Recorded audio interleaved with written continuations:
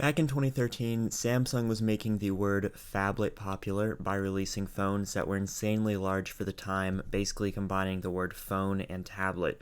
But Samsung wanted to take the trend to the next level, and in June of 2013, they released their largest phone yet, the Galaxy Mega. This was a 6.3-inch phone, which was considered absolutely insane for the time.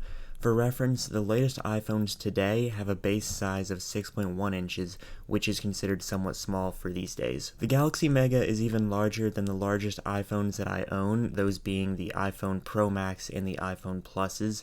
The form factor reminds me a lot of just a massive Galaxy S4 with how everything is placed and the materials that they used. This phone does feel pretty cheap in the hand, despite being a pretty expensive phone at launch, costing about $150 on a 2-year contract. Comparing that to most iPhones at the time, which costed around $100 with a 2-year contract, that is kind of expensive. This phone, unlike the Note phones from the time, had no S Pen, and due to the size of the phone, an AMOLED display would have just costed too much, so this phone still featured a basic IPS LCD panel. The display still looks okay, but it definitely doesn't compare to the OLED panels that Samsung was making in this era. This phone has an average sized battery though, being about 3200 mAh, matching with the Galaxy Note 3 from a couple months later, and it had a pretty average camera for the time too, at only 8 megapixels, which was almost half of the Note 3's 13 megapixel camera. Photos from this camera do not look awful though, and it's still an overall okay camera setup. Surprisingly, this thing was actually able to connect to my modern Wi-Fi router, and being powered by Android 4.4.2, I was actually able to load Google onto the built-in browser. I'm still able to access YouTube, and even though it doesn't load things quickly, it can sort of still play videos.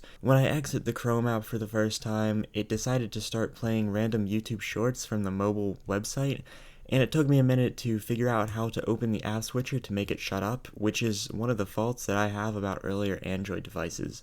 So I've been told that I can't sign into Google on Android 4 anymore, but it turns out that I can sign in just fine, but the Google Play Store is stuck on an infinite loading circle.